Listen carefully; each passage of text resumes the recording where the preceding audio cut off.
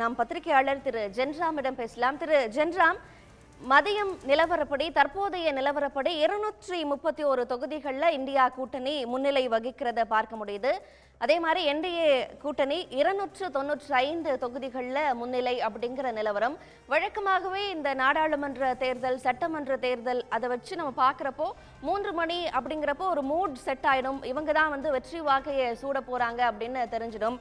இப்போ வரைக்கும் இந்த 231, 295 இதை சொல்ற செய்தியா நீங்க என்ன பார்க்குறீங்க? பாரதிய ஜனதா கட்சியினுடைய மிகப்பெரிய கிளைமாக இருந்த 400 இடங்கள் கூட்டணிக்கு 370 இடங்கள் பாரதிய ஜனதா கட்சிக்கு என்ற நிலை இல்லை. 2 பங்கு இடங்களை நாடாளுமன்றத்தில் கைப்பற்றுவோம் என்று அப்படி என்றால்தான் அரசமைப்பு சட்டத்தை மாற்றி அமைக்க முடியும் என்று அவர்கள் சொன்ன நிலையும் இப்போது இல்லை. பாஜக மாநில கட்சிகள் சிலவற்றை நம்பித்தான் இப்போது ஆட்சி அமைக்க வேண்டிய ஒரு சூழலில் இருக்கிறது. அந்த மாநில கட்சிகள் இந்த தேர்தல் முடிவுக்கு பிறகு தொடர்ந்து ஆதரவு கொடுக்கிறார்களா இல்லை வேறு முடிவுகளை எடுக்கிறார்களா என்பது பாரதிய ஜனதா கட்சியும் காங்கிரஸும் அந்த கட்சிகளை எப்படி அணுகுகின்றன என்பதை பொறுத்து முடிவாகும் என்ற நிலையில் இந்த முடிவுகள் ஓரிரு நாட்களுக்கு பிறகுதான் தெளிவாக ஒரு நிலைக்கு வரும் அப்படின்னு நினைக்கிறேன். முக்கியமான விஷயம் உத்தரப்பிரதேசம், ராஜஸ்தான், மகாராஷ்டிரா, வெஸ்ட் பெங்கால் இது எல்லாமே சிறப்பாக காங்கிரஸ் கூட்டணிக்கு, இந்தியா கூட்டணிக்கு ஆதரவு கொடுத்தது. ஆனால் முற்றிலும் இந்தியா கூட்டணி எதிர்பாராத ஒரு இடம் அப்படின்னு பார்த்தா பீகார் தான். பீகாரில் அந்த கூட்டணி வலிமையான கூட்டணியாகத்தான் இருக்கிறது. ஆனால் ஏன் இந்த முடிவுகள் இப்படி ஆகியிருக்கின்றன என்பது விவரமாக புரியவில்லை. எல்லா வாக்கு எண்ணிக்கை முழுமையாக பார்க்கிற போது தான் அதை புரிந்து கொள்ள முடியும் அப்படின்னு நினைக்கிறேன். மத்திய பிரதேசம் காங்கிரஸ் கட்சிக்கு ஏமாற்றம் அளித்திருக்கிறது அப்படிங்கிறது ஒரு முக்கியமான செய்தி. மற்றபடி அந்த வாக்குகள் குறைவான வித்தியாசத்தில் இருந்த தொகுதிகளில் காங்கிரஸ் கட்சிக்கும் பாஜகவுக்கும் மாற்றி போயிட்டுருக்குது. அந்த 234, 30, அங்கே 290, 93 அப்படின்னு மாறி போய் கொண்டு இருக்கிறது. அது இன்னும் அந்த கடைசி 2 சுற்றுகள் முடியும் வரைக்கும் இந்த போக்கு தான் இருக்கும் என்று தெரிகிறது. இந்த தேர்தல் அறிவிப்பு வரும்போது மார்ச் மாதம், அதுக்கு முன்னால் பிப்ரவரியில், ஜனவரி எண்டில் இப்போல்லாம் இந்த தேர்தல் வெறும் சடங்கு தான். உறுதியாக 350 இடங்களுக்கு மேலே பாரதிய ஜனதா கட்சி வெற்றி பெறும் அப்படிங்கிற ஒரு கருத்தை மக்கள் மத்தியில் பதிய வைத்திருந்தார்கள். ஆனால் இப்போது தேர்தல் 7 கட்ட தேர்தலில் ஒவ்வொரு கட்டம் முடியும் போதும் அந்த நிலை இல்லை என்பதை செய்திகள் உணர்த்தின.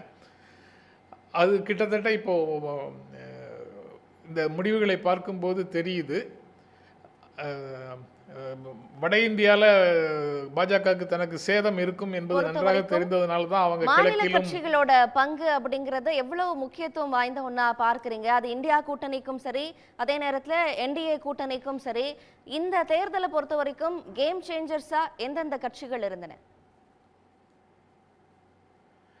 இந்தியா கூட்டணியில் இருக்கக்கூடிய கட்சிகள் அதை தேசிய கட்சியான காங்கிரஸும் கம்யூனிஸ்டுகளும் ஏற்றுக்கொண்ட விதம் எல்லாமே கூட்டாட்சி அடிப்படையில் தான் அந்த கூட்டணியை உருவாக்கப்பட்டது. காங்கிரஸ் கட்சி சில மாநிலங்களில் மாநில கட்சி போல இருக்குது, அதனால் அதுக்கு ஒரு வடிவம் கிடைக்குது, ஒரு அட்வான்டேஜ் கிடைக்குதுங்கிறத தாண்டி அந்த கூட்டணி ஒரு ஃபெடரல் ஸ்ட்ரக்சரோட அந்தந்த மாநிலத்தில் நெகிழ்வுத்தன்மையோடு கூடிய கூட்டணியாகத்தான் உருவானது. அந்த கூட்டணி ஒன்றிய அரசுக்கும் மாநிலங்களுக்கும் இடையிலான அதிகார பகிர்வு தொடர்பாகவும் ரொம்ப தெளிவான நிலையை காங்கிரஸ் கட்சி முன்வைத்தது அப்படிங்கிறது கவனிக்கணும். அதனால் மாநில கட்சிகளோட காங்கிரஸுக்கு இருக்கக்கூடிய உறவு சிக்கலானது இல்லை. எத்தனை மாநில கட்சிகள் இருந்தாலும் அந்த கூட்டணியில் காங்கிரஸ் தங்களுடைய நிலையை அறிவிச்சிருக்குது. அதனால் கூட்டாட்சி முறைப்படி அந்த கூட்டணி வலிமையானதாக மாறுவதற்கு அனைத்து சாத்தியக்கூறுகளும் இருக்கின்றன. ஆனால் ஒரே நாடு, ஒரே கட்சி, ஒரே மதம் போன்ற பல்வேறு திட்டங்களை முன்வைத்து பாரதிய ஜனதா கட்சி பேசியதும், அதனுடைய பிரச்சாரம் இருந்ததும், அதனுடைய கருத்தாக ஒரே நாடு ஒரே தேர்தல், ஒரே நாடு, மற்ற எல்லா விஷயங்கள்லேயும் ஒரே பண்பாடு இருப்பது போல பாஜக சொல்லியிருக்கக்கூடிய பிரச்சாரம் வந்து மக்களால் நிராகரிக்கப்பட்டிருக்கிறது. உண்மை நிலையை அவர்கள் விளங்கி கொள்ளும்படி மாநில கட்சிகளோடு சேர்ந்துதான் அவர்கள் ஆட்சி அமைக்க முடியும் என்ற நிலையையும் இந்திய மக்கள் உருவாக்கி இருக்கிறார்கள். அது ரொம்ப முக்கியமான டெவலப்மெண்ட்டாக பார்க்கிறேன். இந்த தேர்தலில் இந்திய மக்கள் 2 அணிகளுக்கும் சொல்லியிருக்கக்கூடிய செய்தி, முக்கியமான செய்தி, கூட்டாட்சியை வலுப்படுத்துங்கள் என்பதாகத்தான் இப்போ ஆட்சியை பிடிக்கணும், அந்த 272 மேஜிக் நம்பரை அடையணும் அப்படின்னாலும் இந்த மாநில கட்சிகளோட ஆதரவு அப்படிங்கிறது பாஜகவுக்கு தேவையில்லையா சார்? பாஜகவுக்கு தேவைதான். ஏதோ ஒரு கட்சி மட்டும் இல்லை, 3 கட்சிகளுடைய ஆதரவு அவர்களுக்கு தேவைப்படும். 2 கட்சிகள், குறைந்தபட்சம் டிடிபியும் ஜேடியுவும் 2 கட்சிகளுடைய ஆதரவு அவர்களுக்கு உறுதியாக தேவைப்படும் நிலையில தான் இருக்கிறாங்க. அந்த அவர்களுடைய ஆதரவோடு பாரதிய ஜனதா கட்சி ஆட்சி அமைக்கக்கூடும். Other things remaining the same, மற்றவை மாறாமல் இருந்தால் பாஜக இப்போது பெற்றிருக்கக்கூடிய இடங்களின் அடிப்படையில் ஆட்சி அமைக்கக்கூடும். ஆனால் அந்த மாநில கட்சிகள் இப்போது என்ன முடிவெடுக்கின்றன என்பதையும் பார்க்கணும். ஒரு அமைதி நிலவுகிறது அரசியல் களத்தில். எங்கும் ஆர்ப்பாட்டங்களை காணோம். வெற்றி பெற்றவர்கள், பாஜக பெரும்பான்மை பெற்றிருக்கு, ஆட்சி அமைக்க போகுது அப்படின்னு சொன்னால் ஒரு மகிழ்ச்சியும் ஆரவாரமும் தெரியும்ல. அந்த ஆரவாரம் தெரியல. அப்போ அங்கேயும் வேறு ஏதோ சிந்தனை இருக்குதோ அப்படிங்கிறதையும் இல்ல. அப்படின்னா இப்ப தேர்தலுக்கு முந்தைய அந்த கூட்டணி அமைச்சாங்க இல்லையா, டிடிபியும் சரி ஜேடியும் சரி பாஜகவோட, இப்ப அவங்களுடைய ஆதரவு அப்படிங்கிறது நிரந்தரம் கிடையாது, அது கன்ஃபர்ம்டு கிடையாது அப்படின்னு சொல்றீங்களா? இதற்கு முன்னால ஒரு நிகழ்வை நாம் பார்த்தால் தெரியும். 1998 ஐக்கிய முன்னணியினுடைய தேசிய ஒருங்கிணைப்பாளராக சந்திரபாபு நாயுடு தெலுங்கு தேசம் இருந்தார். 98 தேர்தல் முடிந்ததற்கு பிறகு சில இடங்கள் தேவைப்படும் நிலையில் தேசிய ஜனநாயக கூட்டணி, அதாவது பாரதிய ஜனதா கட்சி தலைமையிலான கூட்டணி சில இடங்கள் தேவைப்படும் நிலையில் இருக்கும்போது பாஜகவை எதிர்த்து போட்டியிட்ட ஐக்கிய முன்னணியின் ஒருங்கிணைப்பாளர் சந்திரபாபு நாயுடு தன்னுடைய கட்சியை அப்படியே வெளியிலிருந்து ஆதரவு கொடுக்கிறோம் என்று அந்த பக்கத்துக்கு போய் வாஜ்பாய் ஆட்சியை ஆதரித்தார். அது தேர்தல் முடிந்த நிமிடம், அதாவது சாப்பிட்டுட்டு கை கழுவுறதுக்கு முன்னாடி அப்படின்னு சொல்லுவாங்கல்ல, அல்லது கை கழுவிய ஈரம் காய்வதற்கு முன்னாடி அணி மாறுவது ஒன்றும் கட்சிகளிடம் இல்லாத விஷயங்கள் இல்லை.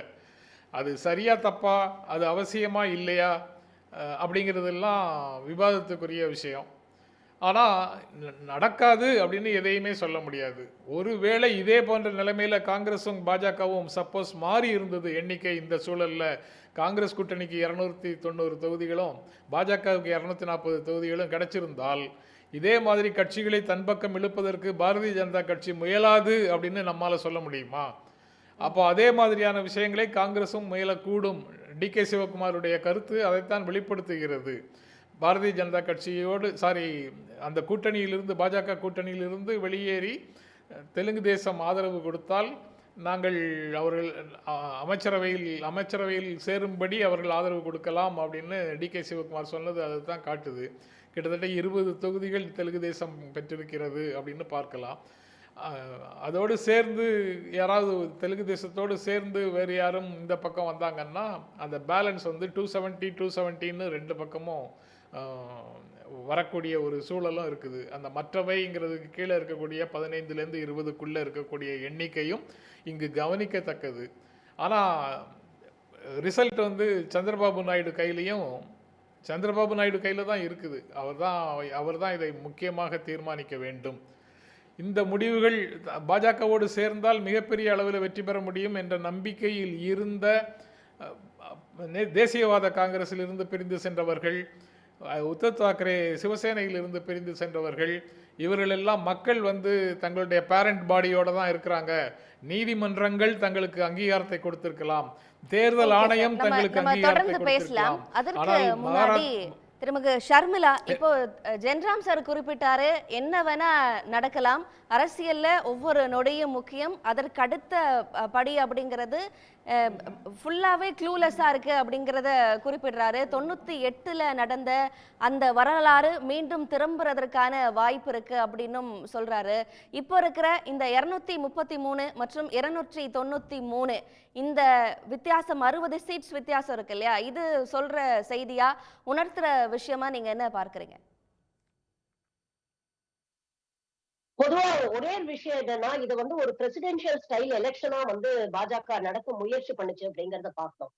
தொடர்ந்து அவங்க வைக்கக்கூடிய ஒரே கேள்வி, if not Modi who, if not Modi who, மோடிக்கு மாற்றா யாராவது ஒரு பெயர் சொல்லுங்க, உங்க பிஎம் கேண்டிடேட் யாரு, பிஎம் கேண்டிடேட் யாரு அப்படிங்கறதான் தொடர்ந்து கேட்டுட்டே இருந்தாங்க. ஆனா இன்னைக்கு பாத்தீங்கன்னா அந்த மாதிரி ஒரு பிரசிடென்ஷியல் ஸ்டைல் எலெக்ஷன் இல்லாம ஒரு இஷ்யூ பேஸ்ட் பிரச்சாரத்து மூலமாவே மக்கள் கிட்ட ஒரு ஆதரவை பெற முடியும் அப்படிங்கறத இந்தியா அலையன்ஸ் நிரூபிச்சிருக்கிறாங்க அப்படிங்கறத நம்ம பாக்குறோம். அப்கோர்ஸ் என்டிஏ கூட்டணியில இருக்கக்கூடிய கட்சிகள் எல்லாமே பாத்தீங்கன்னா ஃபேர் வெதர் ஃப்ரெண்ட்ஸ் தான். ஏதோ ஒரு கட்டாயத்துக்காகவும் இல்ல வேற வழியே இல்லாமலும் அந்த கூட்டணியில இருக்கிறவங்க தான். சோ ஜென்ராம் சார் சொன்ன மாதிரி எப்படி வேணா அந்த tables can turn any time. இங்க ஏதோ ஒரு பயத்து காரணமாக, ஒரு கம்பல்ஷன் காரணமாக அங்க போனவங்க இதுதான் ஆப்பர்ச்சுனிட்டின்னு நினைச்சிட்டு அங்கிருந்து பிச்சுட்டு வர்றதுக்கான வாய்ப்புகள் நிறைய இருக்கு. மூன்றாவது, நம்மளுடைய மாண்புமிகு குடியரசுத் தலைவர் என்ன டிசிஷன் எடுக்கிறாங்க அப்படிங்கறது, பாண்டிச்சேரியில நடந்த மாதிரி உங்களுக்கு இனஃப் டைம் கொடுக்குறோம், நீங்க எல்லா பேரும் பேச வேண்டிய பேரம் எல்லாம் பேசி அதுக்கப்புறம் கூட்டணி எல்லாம் அமைச்சிட்டு வாங்க அப்படிங்கிற அளவுக்கு அவங்க டைம் கொடுத்தாங்கன்னா, ஏன்னா இன்னமும் அந்த ஒரு பாசிபிலிட்டியும் நம்ம பார்க்க வேண்டியிருக்கு. இது எல்லாத்தையும் தாண்டி நீங்க பாத்தீங்கன்னா இந்தியா கூட்டணி ஆட்சி அமைக்குதோ இல்லையோ, ஒரு ஜனநாயகத்துக்கு அவங்களுக்கு கிடைச்ச ஒரு மிகப்பெரிய வெற்றியா நான் பாக்குறேன். ஏன்னா எல்லா போருமே ஜெயிக்கணும் அப்படிங்கிற ஒரு நோக்கத்தோட நம்ம போர்க்களத்துல இறங்குறது கிடையாது. சில போர்க்களங்கள் நாங்களும் இருப்போம், எங்களாலையும் ஒரு டஃப் ஃபைட் கொடுக்க முடியும், எங்களை நீங்க அப்படியே அறவே ஒதுக்கி தள்ள முடியாது அப்படிங்கறத எதிராளிக்கு உணர்த்த வேண்டிய ஒரு தேவையும் இருக்கு. இவர்களுக்கே ஒரு செல்ஃப் ஒரு என்ன சொல்றது, ஒரு அஃபர்மேஷன் தேவைப்படுது. அந்த தேர்தலா இந்த தேர்தல் இருக்கு அப்படின்னு நான் நினைக்கிறேன். காங்கிரஸ்க்கு ஒரு புத்துணர்ச்சி கொடுத்த ஒரு தேர்தலாக இருக்கு.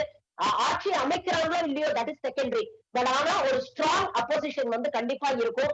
இது ஒரு குரூப் மெஜாரிட்டியோட பிஜேபி ஆட்சி அமைக்கக்கூடிய ஒரு களமாக இருக்காது, ஒரு கோலிஷன் கவர்மெண்டா தான் இருக்கும். மோடி போன்ற ஒரு சர்வாதிகாரி எப்படி ஒரு கோலிஷன் கவர்மெண்ட்ல சர்வைவ் பண்ணுவாரு அப்படிங்கறதையும் நம்ம பார்க்க வேண்டிய ஒரு விஷயமா இருக்கு.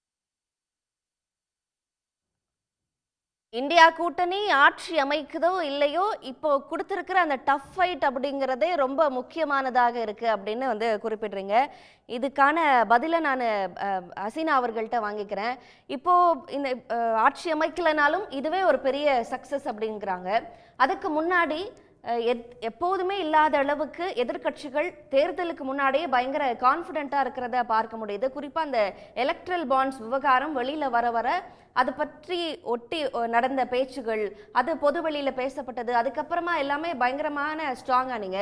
அதே நேரத்தில் பிஜேபி தரப்புல இருந்தும் 400 பார் அப்படிங்கிற ஒரு மிகப்பெரிய சைக்கலாஜிக்கல் அட்டாக் அவங்களையும் முன் வச்சிருந்தாங்க.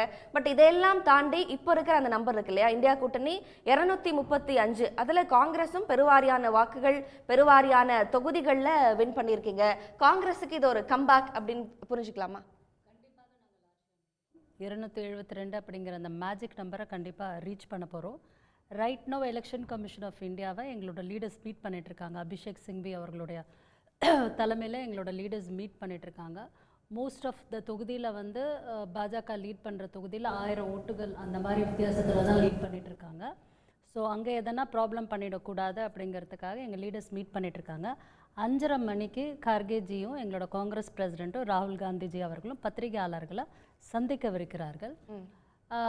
அரசியல் அப்படிங்கிறது மாற்றத்திற்கு உட்பட்டது.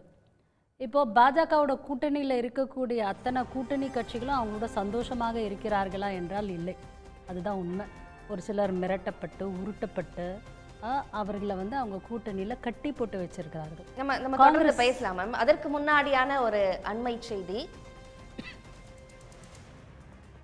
திமுக வேட்பாளர் தர்மபுரி தொகுதியை பொறுத்த வரைக்கும் தொடர்ந்து முன்னிலையில் இருக்கிறார். திமுக வேட்பாளரான ஆ மணி வெற்றி வாகை சூட இருக்கிறார் என்ற செய்திகள் வெளியாகி இருக்கின்றன. இன்று காலை முதலே பாமக வேட்பாளரான சௌமியா அன்புமணி மற்றும் திமுக வேட்பாளரான ஆ மணி ஆகிய இருவருக்கும் இடையே இழுபறி நீடித்து வந்தது. தற்போது 21வது சுற்று முடிவில் திமுக வேட்பாளர் 3,21,493 வாக்குகள் முன்னிலையில் இருப்பதை நம்மால் கவனிக்க முடிகிறது. தர்மபுரி தொகுதியில் திமுக வேட்பாளரான ஆமணி வெற்றி முகத்தோடு இருக்கிறார். வாக்கு எண்ணிக்கை இறுதி கட்டத்தை எட்டும் நிலையில் திமுக வேட்பாளர் தொடர்ந்து முன்னிலை வகித்து வருகிறார். காலை முதலே சௌமியா அன்புமணி சில நேரங்களில் முன்னிலை வகித்தார், பிறகு பின்னடைவு. அதே போல ஆமணியும் முன்னிலை மற்றும் பின்னடைவு போன்ற மாறி மாறி இழுபறியானது நீடித்து வந்த நிலையில் தற்போது இறுதி சுற்று, அதற்கு முன்பான சுற்றுகள் வாக்குகள் எண்ணப்பட்டு வரும் நிலையில் திமுக வேட்பாளரான ஆமணி முன்னிலை வகிக்கிறார் என்ற செய்தியானது தற்போது வெளியாகி இருக்கிறது. ஹசீனா, நீங்க தொடரலாம். அது வந்து நிறைய இடத்துல வந்து எலெக்ஷன் ரிசல்ட்டை வந்து அனௌன்ஸ் பண்ண மாட்டேன்றாங்க. ஸோ அது சம்மந்தமாகவும் எலெக்ஷன் கமிஷன் கிட்ட நாங்கள் புகார் அளித்திருக்கோம், இந்தியா அலையன்ஸ் கூட்டணி. ஸோ இப்போ 400 பார் அப்படின்னாங்க பாஜக, அதாவது 400 இதையும் வந்து நாங்கள் தாண்டிடுவோம் அப்படின்னாங்க. அவங்களோட சொந்தமாக அவங்க ரொம்ப நம்பி இருந்த உத்தரப்பிரதேச மாநிலம் வந்து அவங்களுக்கு ஒரு சரியான அடியை கொடுத்துருக்கிறது. ஏன்னா எப்பெல்லாம் வந்து ஒரு ஆட்சி மாற்றம் ஏற்படுகிறதோ அப்போதெல்லாம் உத்தரப்பிரதேசம் வந்து ஒரு பெரிய அங்கம் வகிக்கிறது அப்படின்ட்டு தான் சொல்லணும். ஏன்னா 80 பாராளுமன்ற தொகுதியில் கொண்டது. இந்த எலெக்ஷனில் வந்து நான் தென்னகத்திலேருந்து காஷ்மீர் வரைக்கும் ஒர்க் பண்ணியிருக்கேன். எலெக்ஷனில் காஷ்மீரை பார்த்தீங்க அப்படின்னா 370 ஆர்டிக்கல் 370ன்னாங்க இவங்க. அங்கே கேண்டிடேட்டே அவங்க போடலை. ஹிமாச்சலில் பார்த்தீங்கன்னா ஹிமாச்சலில் இருக்கக்கூடிய 4 தொகுதி, ஹிமாச்சல் பெரிய பரப்பளவு, அங்கே 4 லோக்சபா இருந்தாலும் ஒரு லோக்சபாவில் 17 அசம்பிளி தொகுதிகள் அங்கே உண்டு. ஏன்னா அந்த மலை பிரதேசத்தில் அங்கே நடந்து போய் நம்ம பிரச்சாரம் பண்ணுறதுக்குள்ளே ஒரு பெரிய டிஃபிகல்ட்டான சுச்சுவேஷன். அங்கே பிரியங்கா காந்திஜி அவர்களுக்கு 2 ப்ரோக்ராம், மகளிர் சம்மந்தப்பட்ட ப்ரோக்ராமுக்கு நான் கோஆர்டினேட் பண்ணி ஆர்கனைஸ் பண்ணும்போது அங்கே இருக்கக்கூடிய மக்களோட மனநிலை, இப்போ எப்படி தென்னகத்தில் நம்மளோட மக்களோட மனநிலை வந்து முக்கியமாக தமிழ்நாட்டில் பார்த்தோம் அப்படின்னா ஒரு தெளிவான மனநிலையில் இருக்கும், அங்கே இருக்கக்கூடிய மக்களோட மனநிலை வந்து ரொம்பவே மாறுபட்டிருக்கு. அப்படியே பூஜாரிகள், தேவ் பூமி அப்படின்னுவோம் நம்ம ஹிமாச்சலை வந்து தேவ் பூமி அண்ணுவோம், அதாவது வந்து கடவுளோட இடம், சொர்க்கம் அப்படின்ட்டு தான் சொல்லுவோம். ஏன்னா ஒரு 2 பகுதிக்கு வந்து தெருக்கள் அப்படின்ட்டே சொல்லலாம், கோவில்கள் இருக்கும், சிறிய கோவிலோ இல்லை பெரிய கோவில்களோ இருக்கும். அங்கே இருக்கக்கூடிய பூஜாரிகள் கூட விலைவாசி உயர்வை பற்றி வந்து மனம் ரொம்ப நொந்து போய் தான் பேசுனாங்க. அப்படியே கீழே பஞ்சாப்ல வரும்போது அதுக்கு முன்னாடியே இந்த கற்பூரம் விலை உயர்ந்தது, அதுக்கு ஜிஎஸ்டி போட்டது எல்லாமே ஒரு பெரிய விஷயம். பாலுக்கு போட்டதெல்லாம் அதுக்கப்புறம் அப்படியே கீழே பஞ்சாப் வந்தோம். நம்ம தொடர்ந்து பேசலாம்.